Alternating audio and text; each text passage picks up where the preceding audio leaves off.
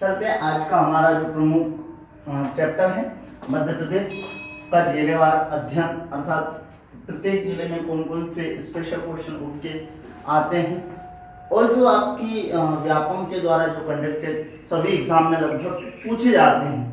तो आज हम लगभग मैक्सिमम या एमपी के जो चीज़ें हैं वो कवर करेंगे और उसमें सारी जानकारी क्रम बाय क्रम क्या है हम पढ़ेंगे। तो हम देखते हैं, सबसे पहले हम मैप में उठा के देखते हैं कौन कौन से जिले हैं। तो यहाँ से हम देखते हैं सबसे पहले भिंड जिला, दूसरे में हम देखेंगे मुरैना और तीसरे में हम देखेंगे श्योपुर।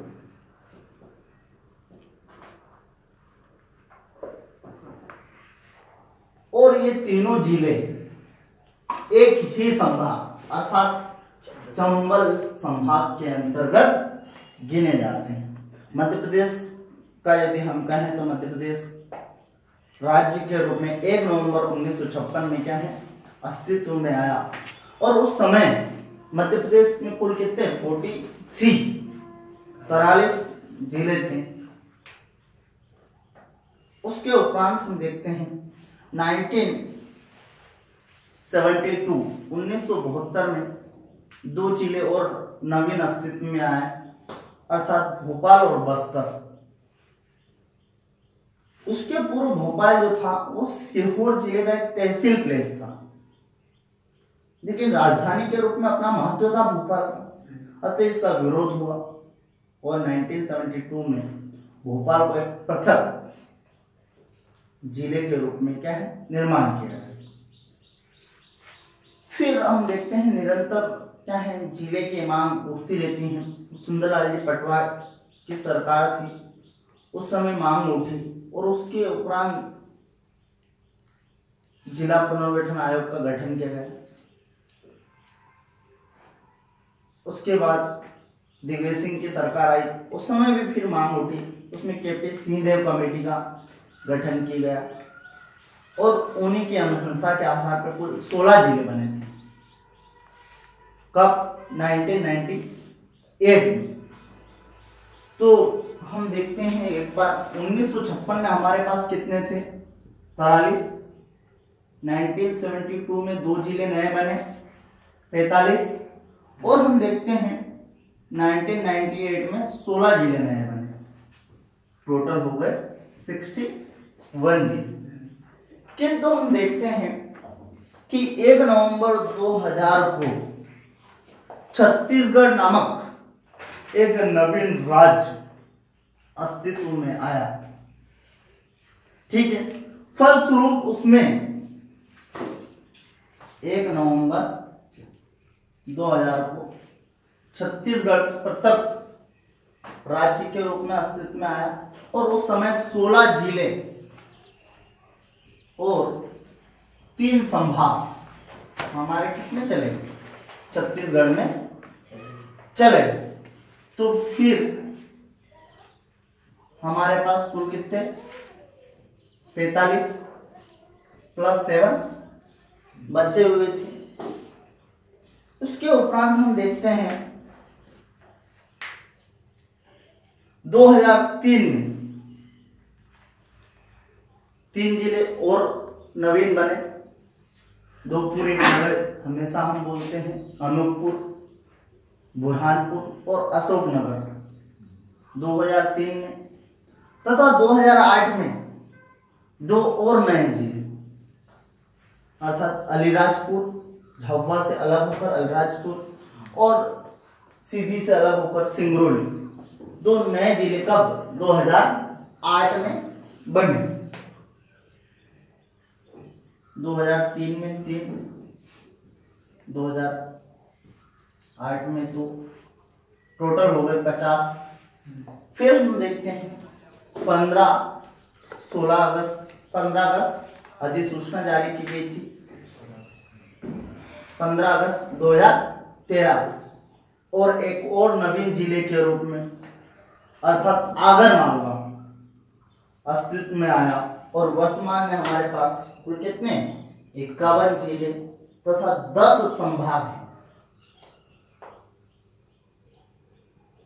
और इन्हीं 51 जिलों का संभागवार अध्ययन करने हम जा रहे हैं।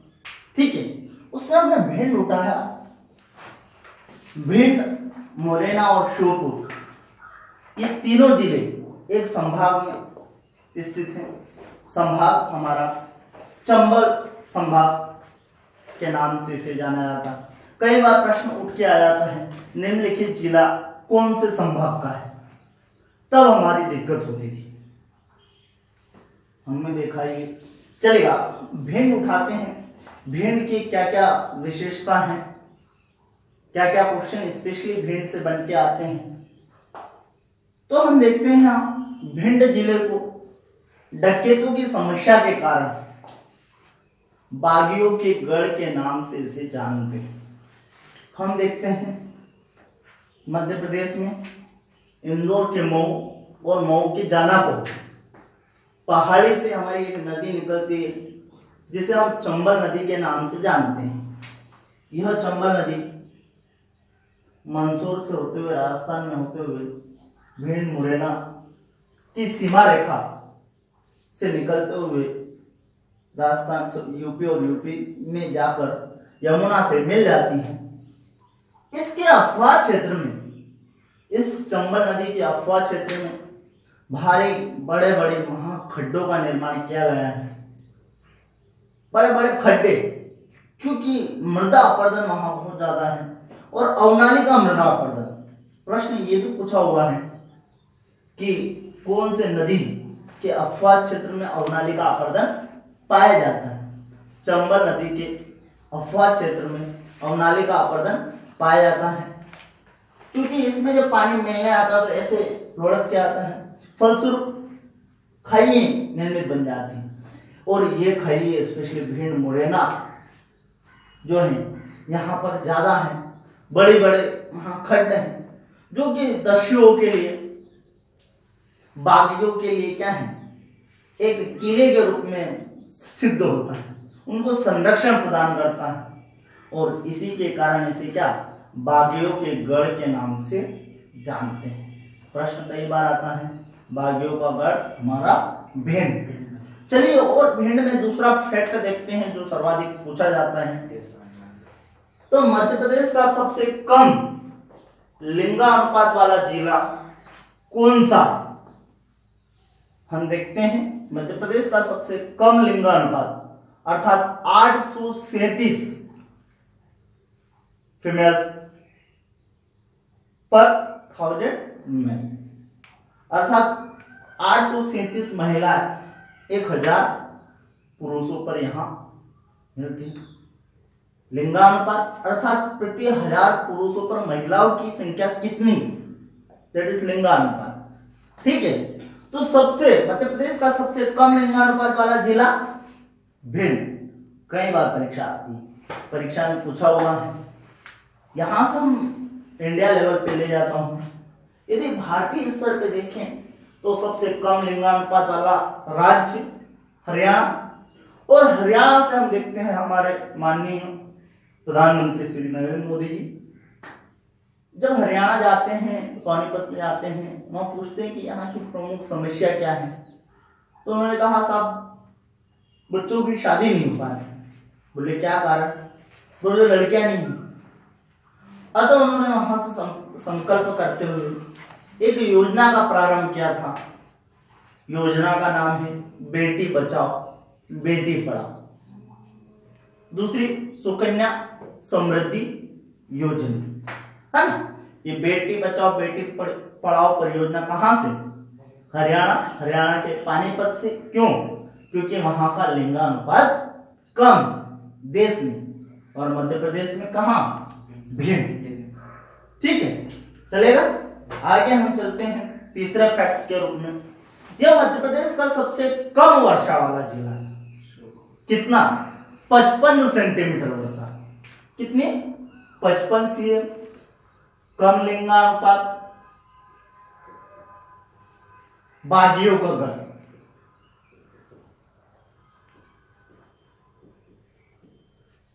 ठीक है, कई बार प्रश्न आया है कि मध्य प्रदेश का सबसे कम वर्षा वाला जिला कौन सा है? तो भिंड। कितनी? तो 55 सेंटीमीटर। नेक्स्ट प्रश्न में यहां से चलते हैं। अनुसूचित जनजाति प्रतिशतता में देखें, अनुसूचित जनजाति सबसे कम कौन से जिले में पाई जाती है?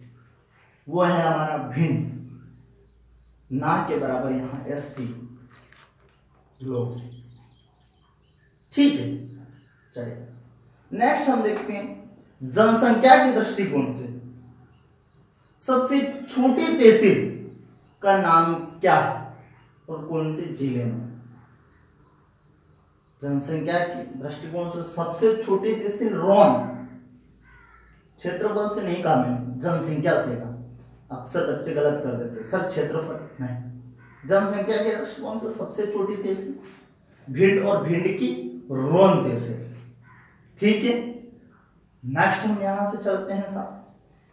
इस भिंड जिले को पवन ऊर्जा की दृष्टिकोण से क्या है? अनुकूल माना गया है, अनुकूल जिला है। पवन चक्कियां लगा के यहाँ ऊर्जा अच्छी बनाई जा सकती है। यहाँ पे हम किले देख लेते हैं। यहाँ पे अटेर का किला और गोहद का किला, अटेर का किला और गोहद का किला स्पेशली, क्योंकि वर्तमान जो परीक्षा में है कई बार किले या मेले या नृत्य स्पेशली पूछ लिया जाता है। तो यहाँ अटेर का किला और गोहद का किला स्पेशली प्रश्न बन के आता है।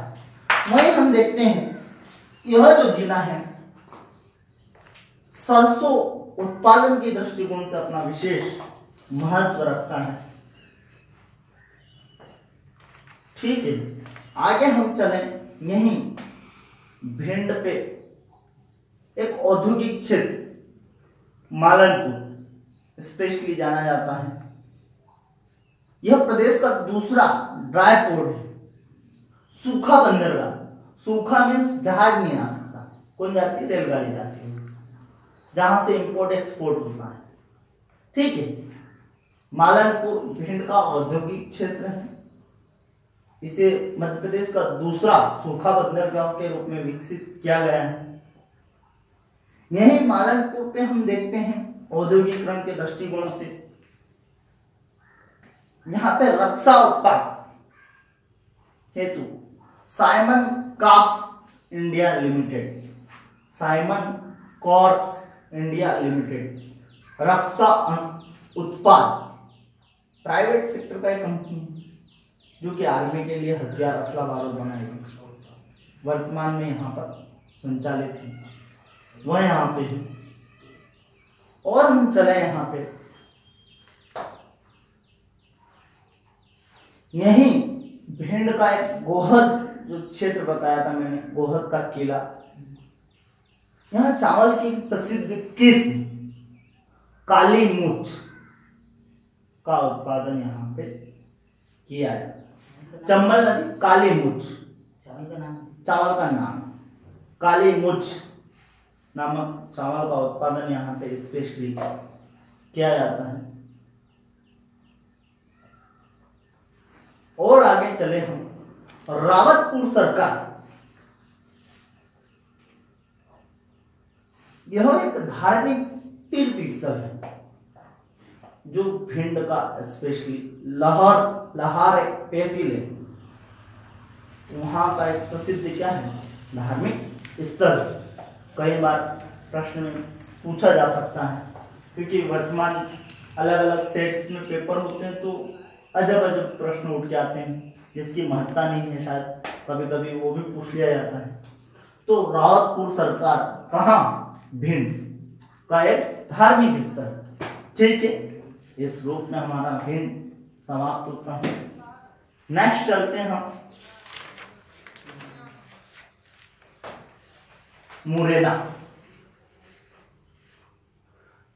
इस जिले का नाम जो मुरैना है, मोर पक्षी की बहुतायत के कारण पड़ा है। मोरों की यहाँ अधिकता है और इसी कारण इसे क्या है? मुरैना कहा जाता है। 11वीं शताब्दी में यहाँ कछावा वंश की क्या है? राजधानी थी। एक राजवंश था कछावा, उसकी क्या है राजधानी है, और यह नगर चंबल नदी के किनारे बसा हुआ है। यहीं पे हम देखते हैं इसी कछावा वंश के राजा कीर्तिराज द्वारा एक शिव मंदिर का निर्माण करवाया है, जिसे हम कंकण मठ, कौन सा कंकण मठ, कछावा वंश के एक राजा कीर्तिराज के द्वारा एक मंदिर का निर्माण करवाया, जिसे हम कंकण मठ के नाम से जानते हैं। वह भी हमारा मुरैना में स्थित है। यहीं हम देखते हैं, हम गुफाएं देखते हैं, अलग अलग गुफाएं। मुरैना में भी आसन नदी यहाँ प्रवाहित होती है। इसी आसन नदी के तट पर लिखिराज गुफा सबसे मनोहर सुंदर गुफाएं हैं। कौन सी? लिखिराज की गुफाएं कहाँ है? मुरैना में स्थित है। और हम चले तो यहाँ पे औद्योगिक विकसित क्षेत्र बामोरा सीमेंट फैक्ट्री है। Bamora cement factory, Bamora specially पूछा जाता है, यहाँ पे स्थित है। मेले में यदि हम देखें तो यहाँ का नागाजी का मेला, और दूसरा यहाँ पोरसा मेला बहुत फेमस है। पोरसा मेला और नागाजी का मेला स्पेशली यहाँ से पूछा जाता है।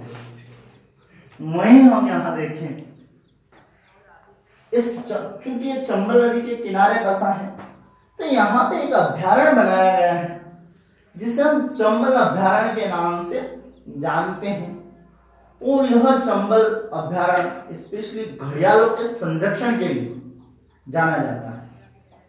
घड़ियालों के संरक्षण के लिए 3 अभ्यारण्य स्पेशली जाने जाते हैं। चंबल अभ्यारण्य, छतरपुर में केन अभ्यारण्य और सीधी में हमारा सोन अभ्यारण्य। तीनों अपनी अपनी नदी, चंबल अभ्यारण्य चंबल नदी पर, केन अभ्यारण्य केन नदी पर, और सोन अभ्यारण्य सोन नदी पर स्थित है। परीक्षा में कई बार पूछे गए तीनों अभ्यारण्य। यहीं पे हम और आगे चलते हैं साहब। मथुरा रिफाइनरी, मथुरा रिफाइनरी हमारी यूपी की है, यूपी ऊपर से लगा हुआ है। तो मथुरा रिफाइनरी के आधार पर यहाँ पर पेट्रोकेमिकल उद्योग यहाँ पर संचालित किया जाता है। यही हम देखते हैं सास बहु अभिलेख सिहोनिया, सास बहु अभिलेख सिहोनिया यहाँ पर पाया जाता है। वहीं हम देखते हैं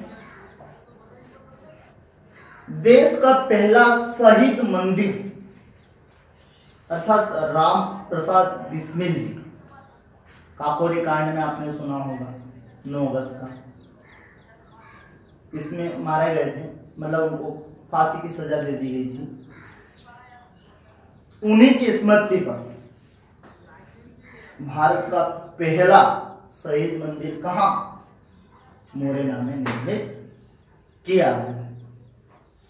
यही हम देखते हैं, यह भी जिला एक प्रकार से लिंगानुपात के दृष्टिकोण से देखें तो इवन ये पूरा बेल्ट ही कम लिंगानुपात रखता है।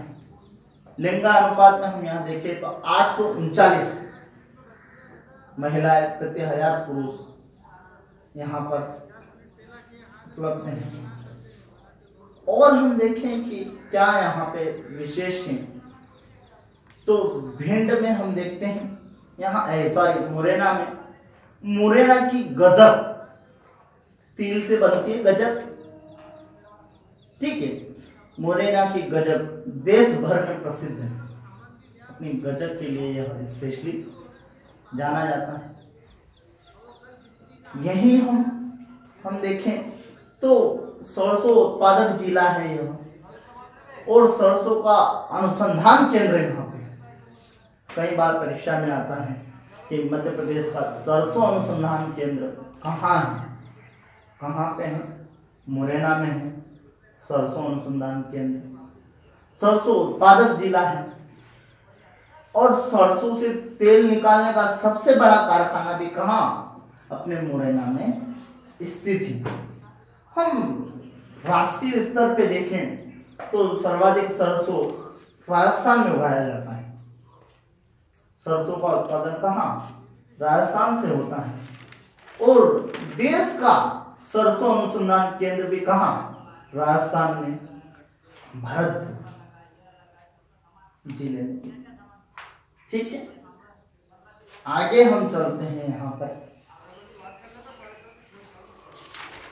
क्योंकि चंबल नदी अपने अफवाह क्षेत्र में क्या है? अवनालिका अपर्दन के लिए जानी जाती है। तो अवनालिका अपर्दन यहाँ बहुत है, अतः मृदा अपर्दन के लिए ये क्षेत्र विख्यात है। सर्वाधिक मृदा अपर्दन यहाँ पे होता है। और चंबल के बेहड़ कई बार आता है। यह चंबल के बेहड़ भी क्या? डाकुओं की शरणास्थली के रूप में जाने जाते हैं। यह जो जिला है स्पेशली जलांकृत की समस्याओं से ग्रसित है। जलांकृत क्या होता है? तो हम जानते हैं क्योंकि यह जो क्षेत्र है हमारा कम वर्षा वाला क्षेत्र है, किंतु यहाँ पे चंबल नदी प्रवाहित होती है। फलस्वरूप इस चंबल नदी से नहरें निकाली गई है, बड़ी बड़ी नहरें, और उस नहरों से यहाँ सिंचाई हो जाती है। तो लगता नहीं है कि यहाँ कम पानी बरसा है। अब फलस्वरूप जैसे नहरें निकाली, इस नहरों के आसपास का जो मिट्टी वाला क्षेत्र है हमेशा गीला रहेगा। तो यहाँ पे जो भी पौधा बोया जाता है उसकी जड़ सड़ जाती है, क्योंकि हमेशा नमी तरल तरल पानी बना हुआ रहता है। यही समस्या क्या है? जलांकृत की समस्या। और मुरैना हमारा स्पेशली इससे क्या है? प्रभावित है। यही हम देखते हैं पहाड़गढ़। यहाँ पे प्राग ऐतिहासिक कालीन लगभग 86 विस्तृत गुफाएं यहाँ पे पाई जाती हैं। कौन सा? पहाड़गढ़। यहाँ पे संबलगढ़ का किला है, जो गुर्जर सरदार सबला के द्वारा बनवाया गया है। संबलगढ़ का किला कहाँ? मुरैना। यहीं हम चल देते हैं तो हरसिद्धि माता का प्रसिद्ध मंदिर है। हरसिद्धि माता का प्रसिद्ध मंदिर है। हरसिद्धि हमारे उज्जैन में भी है, स्पेशली जाते हैं लोग हरसिद्धि, उज्जैन में भी, किंतु मुरैना का भी एक हरसिद्धि माता का मंदिर स्पेशली है। चलेगा। नेक्स्ट हम तीसरे जिले के रूप में चलते हैं, श्योपुर। क्यों जाना जाता है? तो श्योपुर से स्पेशली प्रश्न बनता है हमारा कि काष्ठ कला के लिए, काष्ठ कला अर्थात जो लकड़ी है, लकड़ी से विभिन्न प्रकार के सामान निर्मित करने के लिए है। यह जिला स्पेशली क्या है? जाना जाता है। 1301 में जब अलाउद्दीन खिलजी के द्वारा रणथंबोर पर अधिकार कर लिया गया था, ठीक उसी समय श्योपुर पर भी उसने क्या है? अधिकार कर लिया था 1301। यह जिला भी चंबल संभाग के अंतर्गत और चंबल नदी के किनारे बसा जिला है।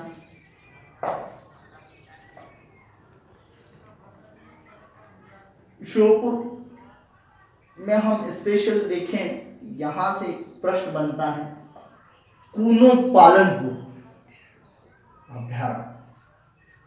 कूनो पालनपुर अभ्यारण्य स्पेशली यहां से पूछा जाता है क्योंकि इस कूनो पालनपुर अभ्यारण्य को ऐसा विकसित किया जा रहा है कि यहाँ पर हम गुजरात के गिर वनों में पाए जाने वाले एशियाटिक जो बब्बर शेर है उनको नैसर्गिक आवास हम उपलब्ध करा सकें। इसके लिए गुजरात सरकार से मध्य प्रदेश सरकार का एक MOU भी हुआ है और इसी के लिए जो श्योपुर का कूनो पालनपुर अभ्यारण्य विशेष ध्यान आकर्षित करता है। परीक्षक स्पेशली पूछता है कि क्या है। यही हम श्योपुर का एक क्षेत्र देखते हैं, कराहल एक क्षेत्र है स्पेशली डाकुओं के लिए, डकैत के लिए जाना। 1 2 3 तीनों डकैत के लिए स्पेशली चंबल के क्षेत्र में है। करहाल एक क्षेत्र है जो स्पेशली जाना जाता है। लेटेस्ट में हम और एक चीज देखते हैं यहाँ पे, मध्य प्रदेश का सर्वाधिक कुपोषित जिला है। अभी 3-4 महीने पहले ही एक खबर आई थी, 4-5 बच्चे एक साथ कुपोषण से मर गए। बहुत मीडिया में पेपर में आया भी। मध्य प्रदेश का सर्वाधिक कुपोषित जिला श्योपुर। और हम यहाँ पे देखें तो यहाँ पे हमारे कवि स्पेशली गजानन माधव मुक्तिबोध यहीं से हुए हैं और उनकी कुछ प्रसिद्ध रचनाएं हम देख लेते हैं, बहुत पूछी जाती हैं। चांद का मुंह टेढ़ा अक्सर परीक्षा में पूछा जाता है। PSC के यदि पुराने 16-17 के पेपर देखो, दोनों बार की परीक्षा में यह पूछा गया है, चांद का मुंह टेढ़ा। इसके सिवाय भी इनकी रचनाएं हैं, उसमें हम देख सकते हैं तार सप्तक, सतह से उठता हुआ आदमी, बुरी बुरी खाक धूल की, चंबल की छाती से, शक्ति के अमृत घूट। इनके कहानी संग्रह में हम देख सकते हैं ब्रह्म राक्षस, काट का सपना, काष्ठकला के लिए जाना जाता है और काट वही लकड़ी क्या क्या किस रूप में ढल सकती है। काट का सपना, अंधेरे में, और एक इनका फेमस उपन्यास है जिसे हम निपात के नाम से जानते हैं। दूसरा हम इनके निबंध संग्रह में यदि हम देखें तो एक साहित्यकार की डायरी, कामयानी एक पुनर्विचार, कामयानी एक पुनर्विचार। वहीं हम देखते हैं इन्हीं गजानन माधव मुक्तिबोध की स्मृति में सागर में क्या है, गजानन माधव मुक्तिबोध पीठ की स्थापना की गई। कई बार प्रश्न आता है, आप ऐसा नहीं कि श्योपुर लगा दें। सागर हरि सिंह गौर विश्वविद्यालय में ये स्थापित है। इनके साहित्य संबंधी रिसर्च गजानन माधव मुक्तिबोध पीठ कहाँ स्थित है, सागर में। नेक्स्ट चलते हैं हम दूसरे संभाग के रूप में, हमारा ग्वालियर संभाग है और ग्वालियर संभाग के अंतर्गत 5 जिले, दतिया, ग्वालियर, शिवपुरी, गुना और अशोकनगर सम्मिलित करते हैं। अर्थात ये 5 जिले हमारे किसमें, ग्वालियर संभाग के अंतर्गत गिने जाते हैं। ग्वालियर, दतिया, शिवपुरी, गुना और अशोकनगर एक एक करके उठाते हैं। सबसे पहले दतिया चलते हैं। दतिया जिले का प्राचीन नाम दिलीप नगर था। क्या था? दिलीप नगर था। क्षेत्रफल के दृष्टिकोण से मध्य प्रदेश का क्या सबसे छोटा जिला है। परीक्षा में कई बार पूछा हुआ है कि मध्य प्रदेश का सबसे छोटा जिला क्षेत्रफल के दृष्टिकोण से, ठीक है। जनसंख्या के दृष्टिकोण से देखेंगे तो हरदा चला जाएगा, लेकिन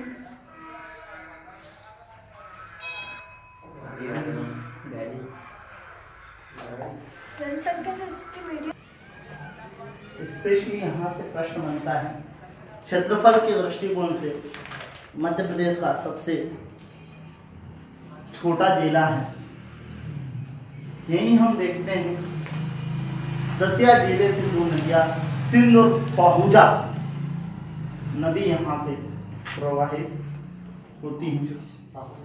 सिंध और पहुजा नदी यहाँ से प्रवाहित होती है। इसके अलावा हम यहाँ पे देखते हैं पीताम्बरा पीठ। पीताम्बरा पीठ यहाँ पर स्थित है, जिसकी स्थापना स्वामी जी महाराज द्वारा की गई। स्वामी जी महाराज द्वारा की गई। और इस पीताम्बरा पीठ में दो देवियां, एक बगुलामुखी देवी और दूसरी घुमा देवी।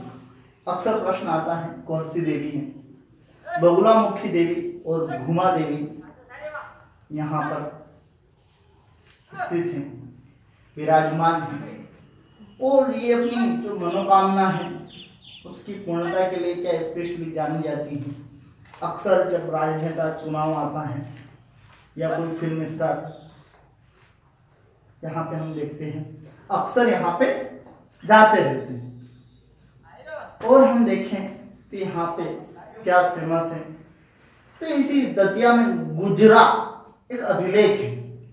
अशोककालीन हम देखें तो एक अभिलेख जो ब्राह्मी लिपि में लिखा हुआ है। कौन सी? ब्राह्मी लिपि में लिखा हुआ अभिलेख गुजरा कहाँ?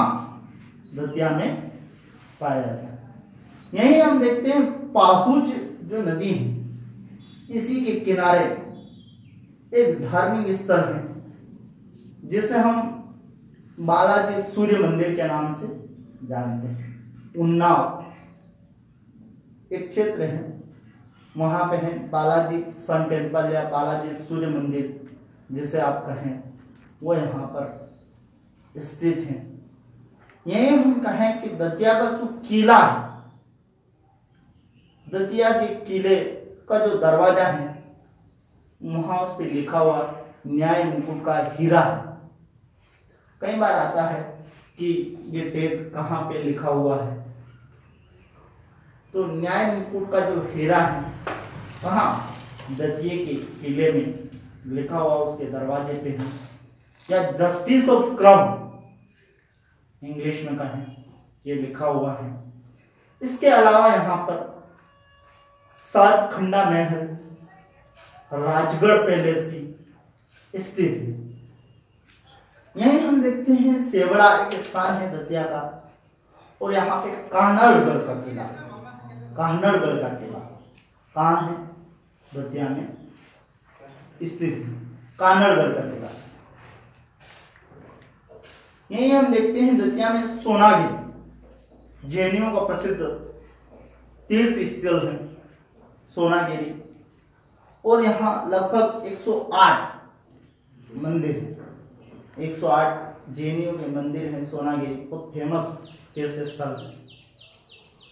इसके सिवाय हम यहाँ पे चलते हैं तो दतिया को लघु वृंदावन के नाम से भी जाना जाता है। लघु वृंदावन अर्थात यहाँ अनेक मंदिर स्थित है, बहुत सारे मंदिर हैं, और इसी मंदिरों की अधिकता के कारण इसे लघु वृंदावन कहा जाता है। यहाँ पे हम देखते हैं कुछ परियोजना, हम देखते हैं सिंध परियोजना। भांडेर परियोजना यहाँ पे संचालित है। वहीं हम देखें भांडेर परियोजना माता टीला बांध पर निर्मित है और यह माता टीला बांध बेतवा नदी पर स्थित है। ठीक है, और यह मध्य प्रदेश की और यूपी की, उत्तर प्रदेश की क्या है, संयुक्त परियोजना है। इसी माता टीला परियोजना को हम राजघाट परियोजना या रानी लक्ष्मीबाई परियोजना के नाम से भी क्या है जानते हैं। अक्सर प्रश्न गलत करते हैं बच्चे। ठीक है, यहाँ पे है। आगे हम देखते हैं गुजरा अभिलेख हो गया, यहाँ पितामरा फिट हो गया। दतिया के उपरांत हम चलते हैं ग्वालियर चलते हैं। ग्वालियर क्यों फेमस है, तो यहाँ पे हम देखते हैं ग्वालियर का जो नाम है, यहाँ पे एक ऋषि हुए गालव ऋषि। उन्हीं गालव ऋषि की तपोभूमि होने के कारण इसे ग्वालियर नाम पड़ा। पूर्व में इसे गोपांचल कहा जाता था। मतलब प्राचीन नाम यदि आप ढूंढे तो क्या है, गोपांचल मिले।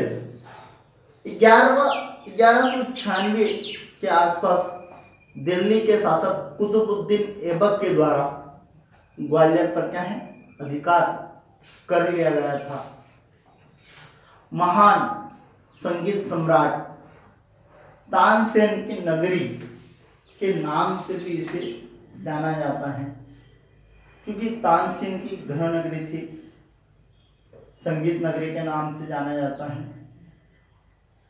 यहाँ पे और हम देखते हैं बहुत सारी चीजें हैं। यहाँ पे ग्वालियर का जो किला, जिसे हम जिब्राल्टर ऑफ इंडिया के नाम से जानते हैं, जिसका निर्माण राजा सूरजसेन द्वारा 5वीं सदी में करवाया गया था।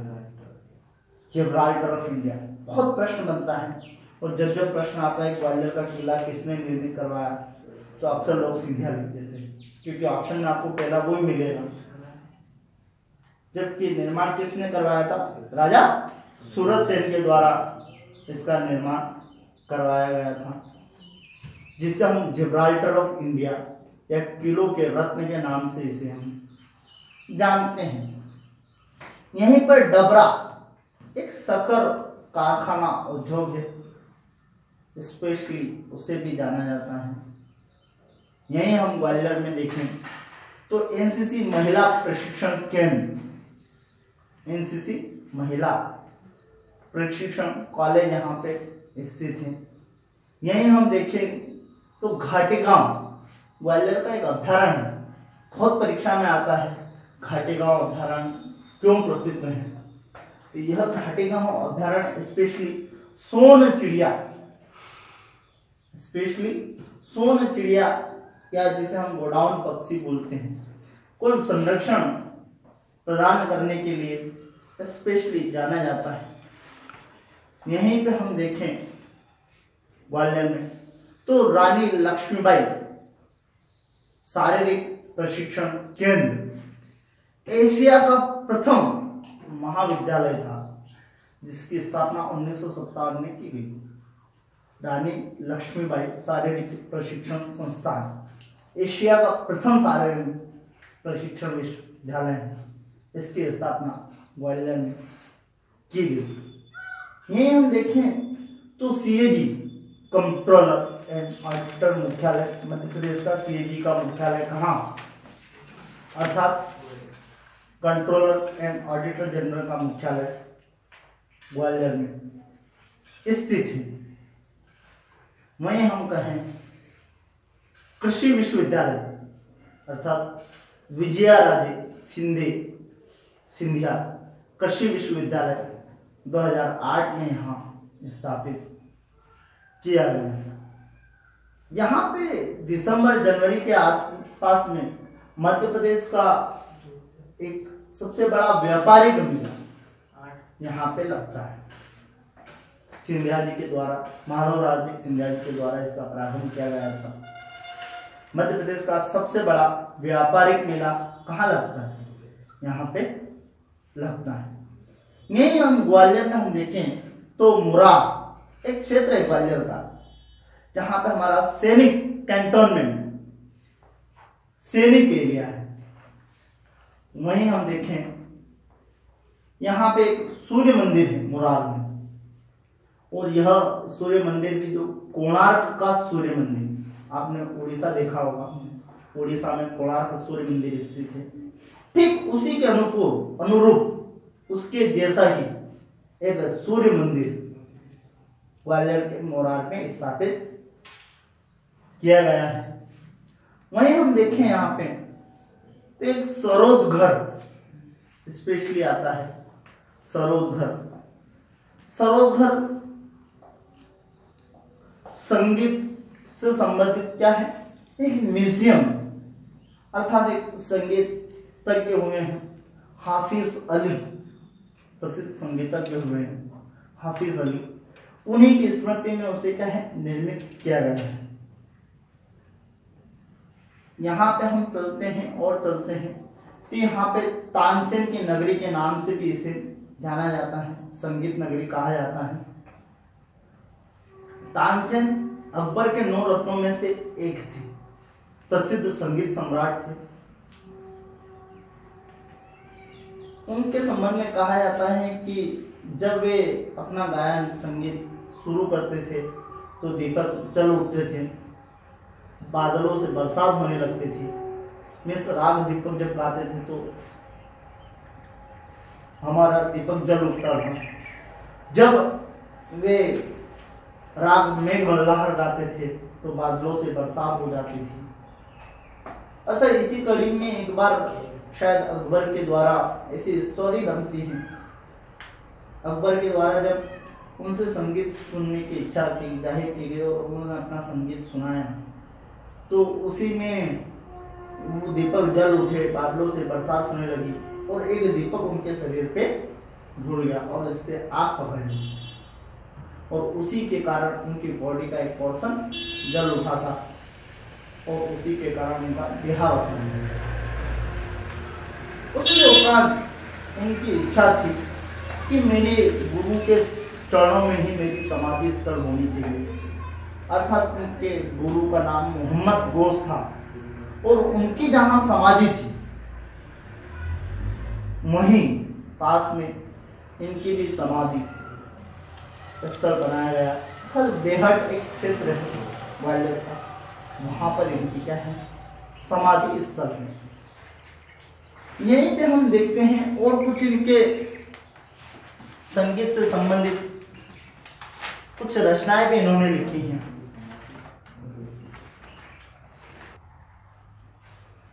इनके गुरु दो थे, एक तो मोहम्मद गौस जी थे, दूसरा है हरिदास, ग्वालियर हमारे तानसेन जी के गुरु थे।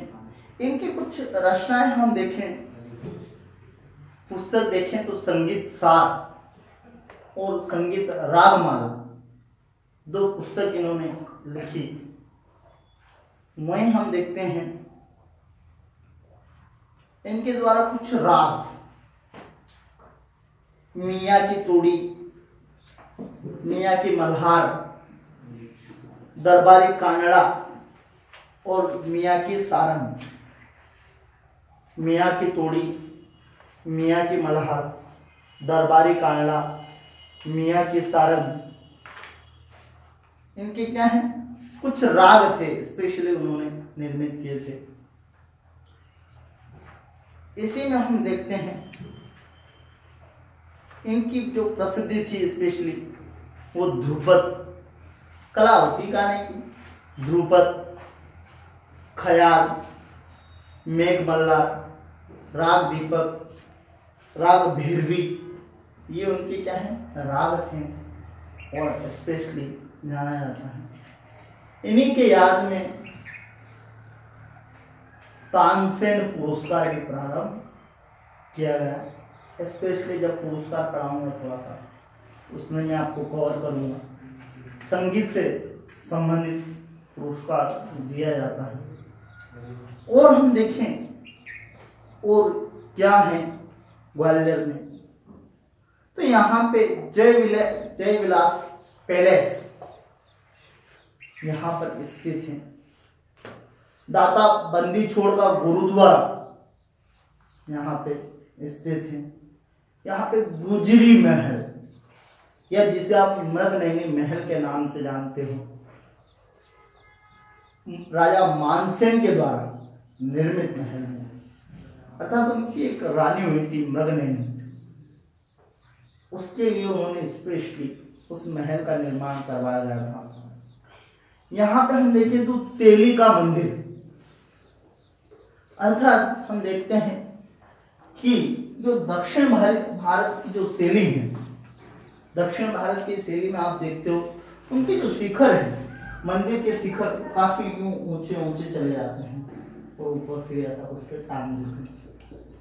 मदुरै का मंदिर देखना, मीनाक्षी नटराजन मंदिर देखना, कोई भी मंदिर देखना, जबकि हम उत्तर भारत में आते हैं तो ऐसे घुम्मट टाइप या ऐसे गोल गोल थोड़ा दिखता है, में ऐसे हाइटेड नहीं दिखता है।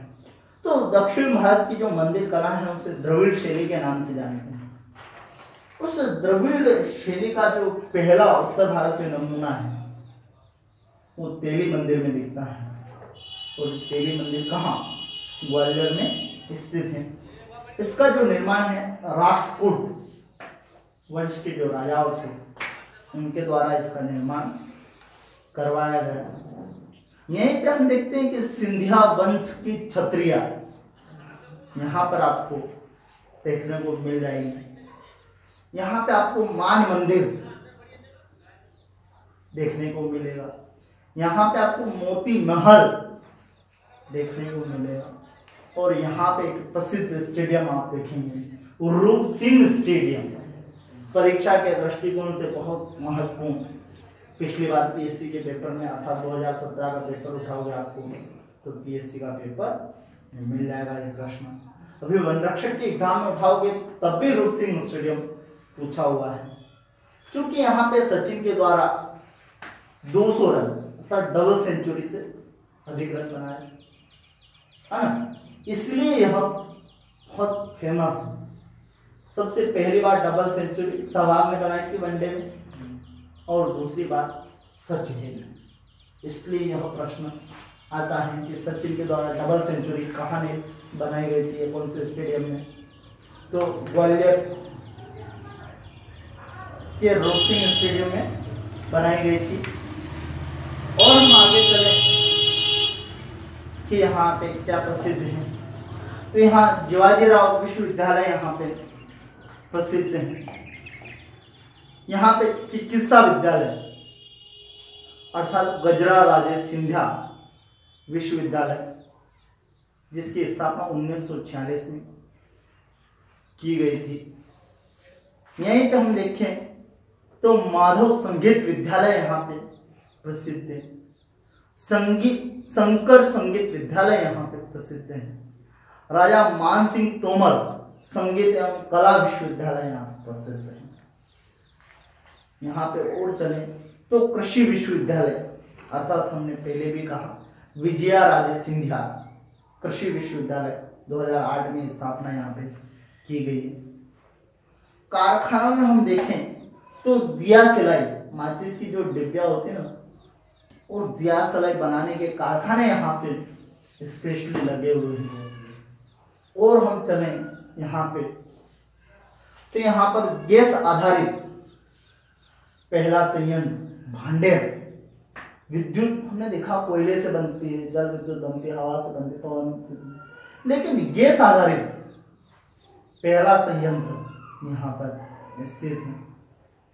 यहीं पे हम देखते हैं खेलकूद प्रशिक्षण केंद्र ग्वालियर में स्थित है।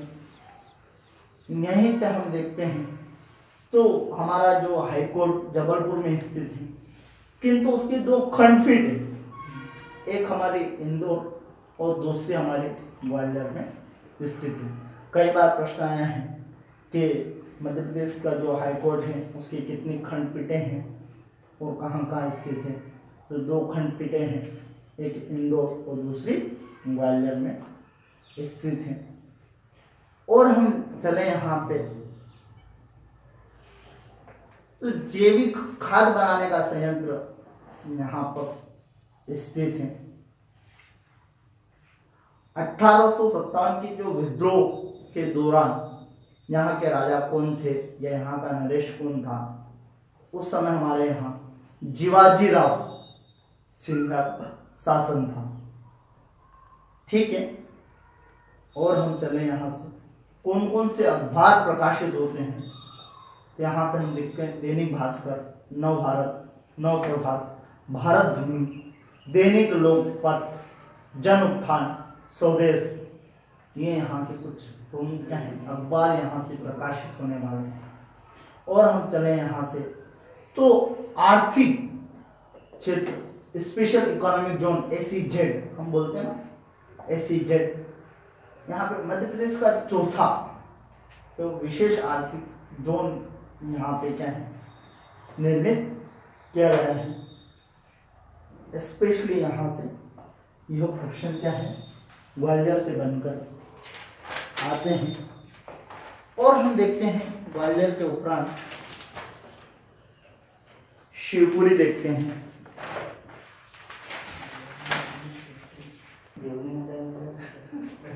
ग्वालियर में दो तीन चीजें और हैं, उसको भी हम कवर कर सकते हैं। देश का पहला एडवोकेट ट्रेनिंग सेंटर, एडवोकेट अर्थात वकीलों का जो ट्रेनिंग प्रशिक्षण केंद्र है, वह भी हमारा क्या ग्वालियर में स्थित है। और हम देखें तो भारतीय पर्यटन एवं यात्रा प्रबंधन संस्थान 1983 में स्टेब्लिश किया गया है, वह भी हमारा ग्वालियर में स्थित है। यहाँ और चलते हैं CRPF central reserve police force का एक प्रशिक्षण केंद्र ग्वालियर में संचालित है। और हम चलें तो एक कार्गो हवाई अड्डा, कार्गो हवाई अड्डा यहाँ पर स्थित है। और हम चले यहाँ पे तो मोहम्मद घोष का हमने कर लिया, चलेगा। इसी के साथ हमारा लगभग ग्वालियर मैक्सिमम पोर्शन हमने कवर कर लिया है। इसके उपरांत हम चलते हैं शिवपुरी। ग्वालियर के ग्वालियर संभाग के हमारे दो जिले हुए हैं, दतिया हो गया ग्वालियर, शिवपुरी चलते हैं। शिवपुरी को हम मध्य प्रदेश की पहली पर्यटन नगरी के रूप में भी जानते हैं। मध्य प्रदेश का जो शिवपुरी जो जिला है, इसे मध्य प्रदेश का पहले पर्यटन जिले के रूप में नाम इसका आता है। शिवपुरी को स्पेशली भगवान शिव की नगरी, शिव अर्थात शिव भोले और पुरी मीन्स नगरी, अर्थात इसे शिव की नगरी के नाम से इसे जाना जाता है। यहीं पे हम देखते हैं हमारे स्वतंत्र सेनानी तात्या टोपे को शिवपुरी के घने जंगलों में 17 अप्रैल 1859 फांसी दे दी गई थी और उनका स्मारक भी यहीं पर बना हुआ है। 17 अप्रैल 1859, चूंकि वर्तमान परीक्षा के दृष्टिकोण से तारीख स्पेशली पूछी जाती है। यही हम देखें कि जो हमारे तात्या टोपे हैं, उनको षड्यंत्र पूर्वक एक अंग्रेज अधिकारी जिसका नाम मेजर मिंडे, इसके द्वारा मेजर मिंडे के द्वारा षड्यंत्र पूर्वक पकड़कर उन्हें फांसी दी गई थी।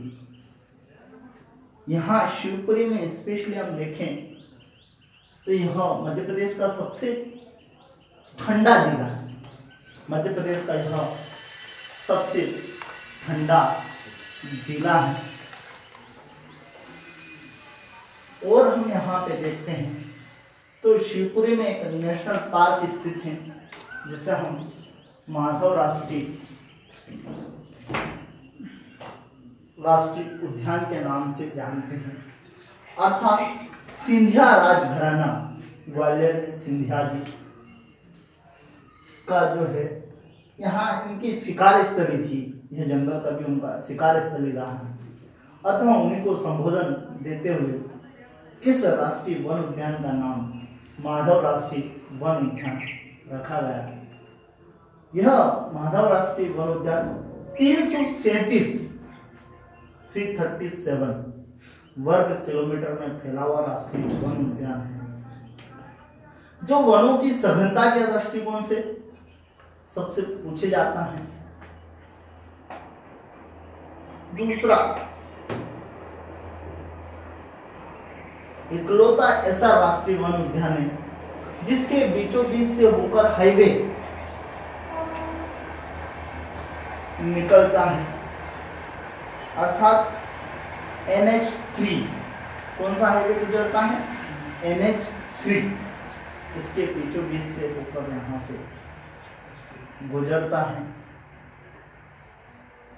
और हम चलें तो शिवपुरी में भारत का प्रथम सौर संचालित टेलीफोन एक्सचेंज आयोल पाटा शिवपुरी में स्थित है।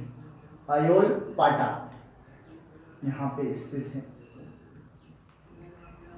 यहीं हम चलें शिवपुरी में तो इसे महाभारत कालीन प्राचीन नगरी नरवर के नाम से भी इसे जाना जाता था, अर्थात नल और दमयंती, राजा हुए नल और दमयंती हुई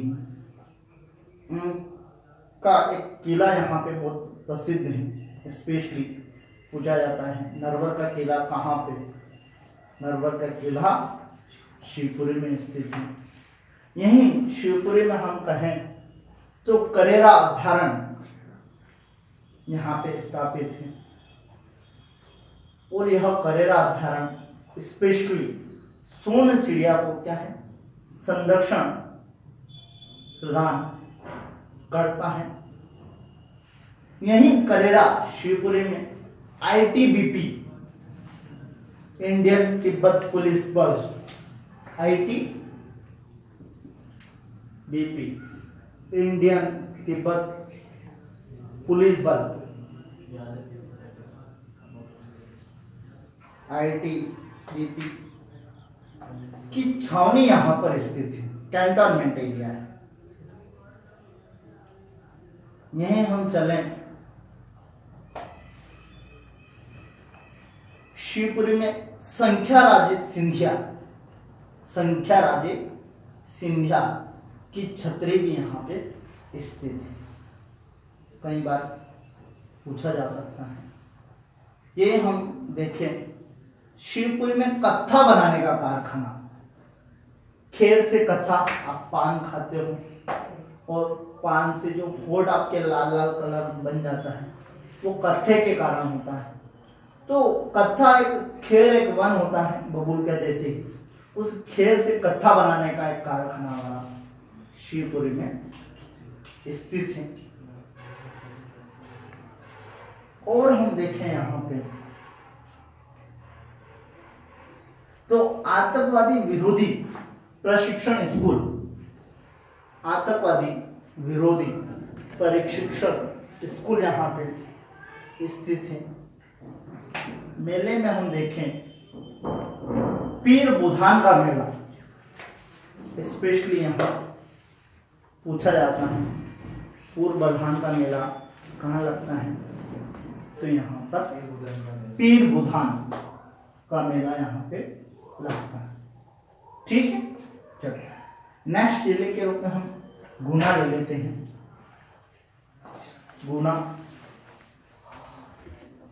गुना जिले को मालवा और चंबल का प्रवेश द्वार कहा जाता है, और चंबल का प्रवेश द्वार कहा जाता है। इसकी स्थापना चंद प्रदोय महेसाना के द्वारा की गई थी। चंद प्रदोयता महेसाना के द्वारा की गई थी। गुना से स्पेशली जो क्वेश्चन बनते हैं,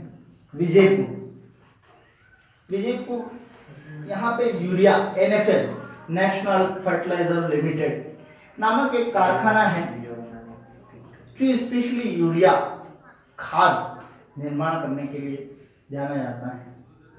यहाँ पर हमने देखा था विजयपुर हजीरा जगदीशपुर एक गैस पाइपलाइन है, और क्योंकि यूरिया खाद बनाने के लिए हमें अमोनिया की आवश्यकता होती है, तो वह जो अमोनिया है इसको उस गैस पाइपलाइन से प्राप्त होती है। क्या नाम है? विजयपुर हजीरा जयपुर जगदीशपुर गैस पाइपलाइन से इसे अमोनिया प्राप्त होती है। यही विजयपुर में भू उपग्रह दूर संचार अन्वेषण केंद्र स्थापित। भू उपग्रह दूर संचार अन्वेषण केंद्र यहाँ पे स्थित है। यही गुना में हम बजरंगगढ़ एक क्षेत्र है, गुना मेरा घुमा हुआ है, बजरंगगढ़ घूमे भी थे। एक बजरंगबली का प्रसिद्ध तीर्थ स्थल है, यहाँ पे जाना जाता है। यहीं पे हम देखते हैं राघोगढ़ एक चुनाव क्षेत्र है दिग्विजय सिंह का, हमारे भूतपूर्व सीएम का चुनाव क्षेत्र राघोगढ़ कहाँ का है? गुना का है। यहाँ गुना में एक मेला लगता है जिसे हम तेजा जी का मेला कहते हैं। बहुत प्रसिद्ध मेला है तेजा जी का मेला, भादों की 10वीं में यहाँ स्पेशली अभी आने वाला है, लगता है। यहाँ गुना में कुंभराज एक व्यावसायिक मंडी है, व्यापार के लिए व्यापारिक मंडी है, यहाँ पे स्थित है। यही हम गुना देखें तो यह साइकिल उद्योग, इसके लिए स्पेशली साइकिल उद्योग के लिए यह जानी जाती है। ठीक है, नेक्स्ट हम चलते हैं अशोकनगर। अशोकनगर पे चलते हैं। अशोकनगर का जब भी नाम आता है तो यहाँ का एक किला जिसे हम कहें चंदेरी का किला, जिसका निर्माण 11वीं सदी में प्रतिहार नरेश कीर्तिपाल ने करवाया था, और चंदेरी के किले के नाम से यह प्रसिद्ध है। इसी किले में जौहर कुंड, हवा महल, नौखंडा महल और खूनी दरवाजा, हवा महल, जौहर कुंड, नौखंडा महल और खूनी दरवाजा स्थित है। यही अशोकनगर चंदेरी की साड़ियों के लिए स्पेशली जाना जाता है। और हम कहें तो अशोकनगर का मुंगावली, प्रश्न आया हुआ पीएससी 2012 का, यदि सेट उठाओगे आपको तो मिलेगा। मुंगावली मध्य प्रदेश की पहली खुली जेल, बैरक नहीं बने होते थे, सारे कैदी एक समान एक जगह रहते हैं, लेकिन सारे खूंखार जो जेलर हैं वहाँ जेली जो जेल में जाने वाले हैं उनको वहाँ मुंगावली में स्थित हैं। यही हम कहें तो इसी अशोकनगर में चंदेरी की साड़ियों के लिए पेटेंट प्राप्त कर रखा है। कई बार प्रश्न आया है कि चंदेरी की साड़ी के लिए स्पेशली कौन सा जिला जाना जाता है? अशोकनगर। यही हम कहें यदि महाभारत काल में चले तो चेदी नरेश एक राजा हुए हैं, शिशुपाल, महाराज शिशुपाल, अर्थात हम कहें कृष्ण के साले जी, सुभद्रा उनकी बहन थी, और जिनका वध श्री कृष्ण के द्वारा किया गया था। उन्होंने कहा था, एक्चुअली जब उनको पता चला कि जो सुभद्रा है वह कृष्ण से प्रेम करती हैं और ये उन्हें क्या है नागवार बुझा कि ठीक नहीं है, तो उन्होंने अपनी जो बहन है उसको क्या है लॉकअप, अर्थात घर के अंदर ही कर दिया कि घर से बाहर नहीं निकलेंगे अपने, और कृष्ण को चैलेंज कर दिया, यदि आप मेरी बहन को भगा के ले जाओ तो आपकी, लेकिन मेरे राज्य से बाहर।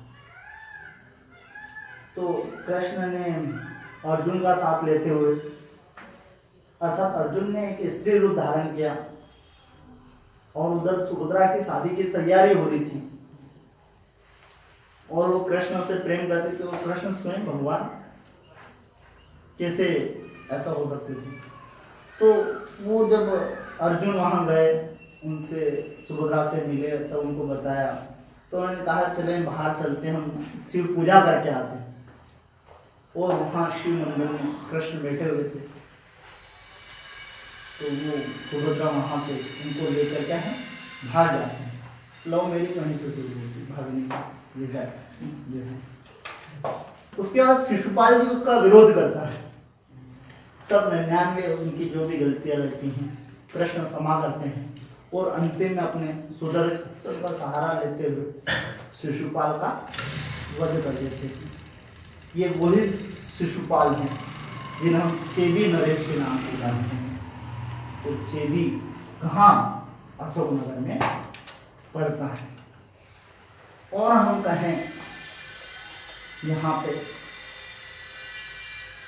तो अशोकनगर जिले में शैव संप्रदाय का चंदल मठ यहाँ पर स्थित है। यहीं हम कहें तो चंदेरी नगर मखमल उद्योग के लिए स्पेशली जाना जाता है। कौन से उद्योग के लिए? मखमल उद्योग के लिए यह स्पेशली जाना जाता है। यहीं कहें तो अशोकनगर का ईसागढ़